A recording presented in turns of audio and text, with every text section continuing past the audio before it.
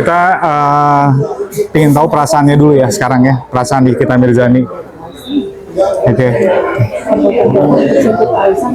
Perasaan Nikita Mirzani saat ini dia sangat down dan yang pasti terpukul dengan pengeluaran surat P21 itu kepada Nikita. Dan Nikita sendiri di sini aku lihat kartunya dia ada kekecewaan. Yes. Dia ada kekecewaan di sini. Kekecewaan terhadap ya mungkin orang-orang circle sekitarnya dia ya. Circle sekitarnya dia yang kita nggak tahu kan, ada orang yang berusaha membantu dengan tulus, ada orang yang hanya memanfaatkan situasi yang sekarang dia jalanin gitu. Kemungkinan besar ya adalah kekecewaan dari Nikita Mirzani pada saat ini dengan surat P21 yang dikeluarkan ini. Berarti dia mengharapkan sebenarnya dari kemarin itu kebebasan ya? Lebih tepatnya gitu, pasti dia mengharapkan kebebasan. Waktu itu aku sempat baca juga di tarot aku di beberapa channel gitu ya, bahwa ini akan selesai tapi agak lama, tapi dengan mediasi yang aku baca kemarin gitu. Jadi kalau misalnya aku lihat P21 keluar ya betul berarti akan ada P21. Oke. Apakah kondisi Nikita saat ini tuh benar-benar sakit? Katakan dinyatakan dia sakit dan masuk rumah sakit Polri. Seperti apa sih mungkin? Oke. Ya. Yes.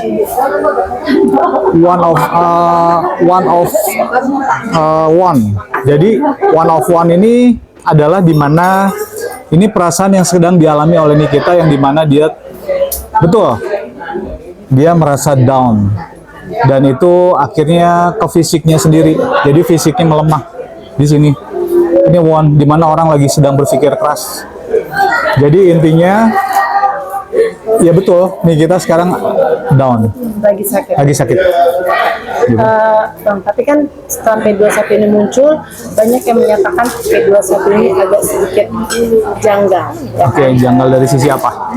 Dari sisi hukum. Oh, oke. Kan? Maksudnya tiba-tiba P21 dari kemarin diturunin, tidak ada P21. Apakah benar ada sesuatu dari pihak lawan Nikita untuk mempercepat Nikita agar P21? Lebih tepatnya adalah pertanyaannya apakah ada intervensi dari orang luar gitu ya? Oke. Dengan keputusan. Oh iya, sangat. Nih, ini kartunya Tower, di mana ada andil, lebih tepatnya intervensi lah ya dari lawannya Nikita. Bukan intervensi, lebih tepatnya mungkin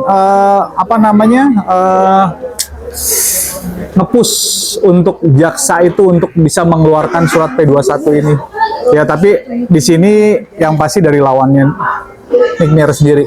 Apakah ada emang benar info-info yang katakanlah menyiram atau menyogok untuk mempercepat P21 Niki yang seperti netizen kan?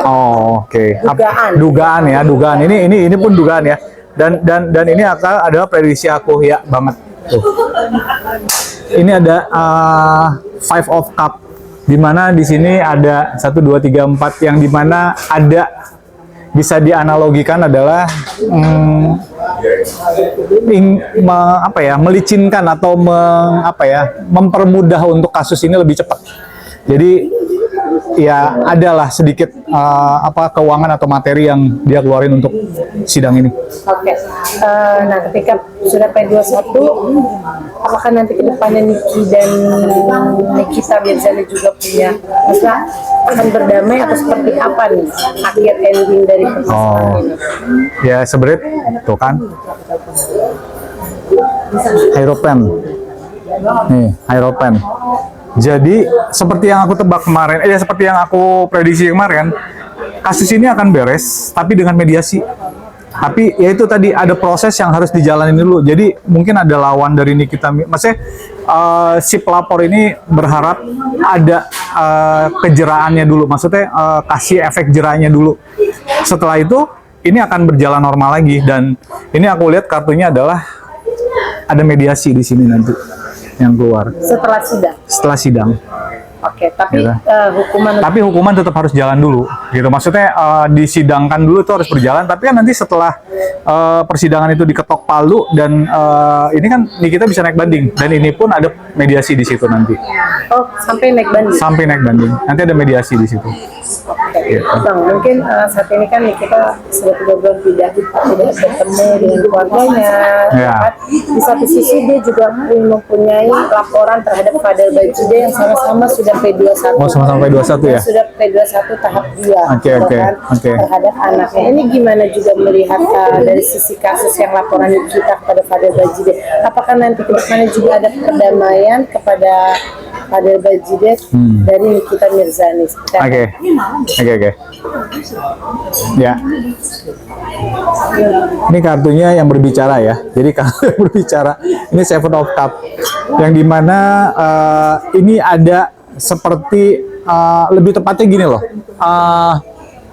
Aku tidak bilang efek jera atau apapun, tapi ada sebab akibat di sini, yang dimana kemungkinan besar mereka sama-sama menjalankan satu proses hukum yang berjalan sekarang ini, baik Fadel ya dan juga Nikita, dan di situ mereka sama-sama saling mengintrospeksi karena di sini ada keluar kartu ular di sini dan juga seseorang wanita di sini, yang dimana ini adalah satu perseteruan sebelumnya. Mereka sama-sama saling berseteru ya, mungkin ya berseteru, dan kemungkinan besar sih ya mereka sama-sama ambil jalan tengah, mereka sama-sama mereka udah nggak perlu ngurusin yang kayak gitu-gitu lagi lah, udah. Jadi intinya mereka sama-sama ini kan ada seorang melihat sesuatu di sini, itu lebih tepatnya melihat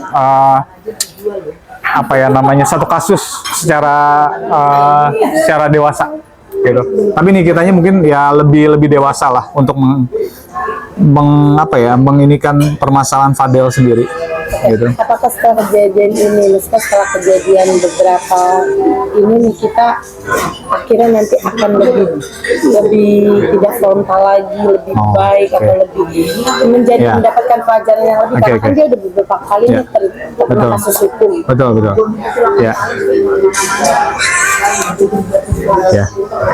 Kemungkinan besar dia ini menjadi satu pelajaran untuk Nick Mir sendiri, bahwa ini akan dia lebih berhati-hati untuk melakukan suatu hal apapun lah, perjanjian atau mungkin kerjasama atau mungkin sesuatu yang komen-komen frontalnya dia, mungkin ini jadi bahan jadi bahan introspeksinya, karena di sini jadi Two of Swords, di mana dia harus berurusan dengan dua mata pedang yang itu akan backfire ke dia. Jadi kalau kejadian ini sudah harus menjadi pelajaran buat dia. Jadi tidak melakukan hal yang lebih ini lagi. Jadi yang kejadian kali ini benar-benar membuat dia agak jerah lah ya. Maksudnya lebih menahan diri, karena dia kan terkenal sebagai wanita Amazon yang mempunyai power ya. Tapi mungkin dia sekarang mempergunakan power itu untuk lebih down to earth lah. Tapi di satu sisi kasus Nikita Mirzani ini, apakah ada dua saksi ini yang akan terjerat juga nggak sih? Kan dikatakan kan Nikitanya hanya senjata, tapi ada otaknya di balik itu, gitu kan? Ini gimana nih mungkin dari pandangan tarot sendiri? Dua orang ini ya? Yang inisial O dan S. O dan yang S pasti mungkin nanti ke depannya. Apakah dia akan ke bawah gitu? Apakah dia akan terseret? Jadi kemarin aku pernah memprediksi, nanti kita lihat prediksi ulangnya seperti apa. Tuh, kemungkinan besar dia akan berurusan juga, karena di sini ada King of Pentacle. Karena ada King of Pentacle. Jadi kemungkinan besar dia akan terseret. Dua orang itu? Iya, salah satu kayaknya. Apakah yang laki apa yang? Oh, ini ada dua ya, laki atau perempuan? Inisial S dan O. Oh, itu satu paket kan? Iya, itu di dalam saksinya itu. Oke. Kalau di sini aku lihat yang laki ya. Di sini aku lihat. Itu dia akan terseret. Iya. Nanti saat persidangan atau paket? Mungkin di proses yang sedang berjalan ini nih sekarang nih dia. Ini di sini kan ada satu keadilan yang dimana juga dia sedang merenungi sesuatu hal. Gitu. Nikita sendiri saat ini kan mungkin dia udah jauh dari anak-anaknya selama 3 bulan, ya kan? Dan mungkin untuk keuangannya juga kan bisa diketahui dia lah yang mencari nafkah untuk ketiga anak. Apakah sedikit terganggu untuk bisnisnya dia, dan bagaimana mental dia? Kan dia termasuk ibu yang jarang meninggalkan anaknya cukup lama. Kayak apa sih?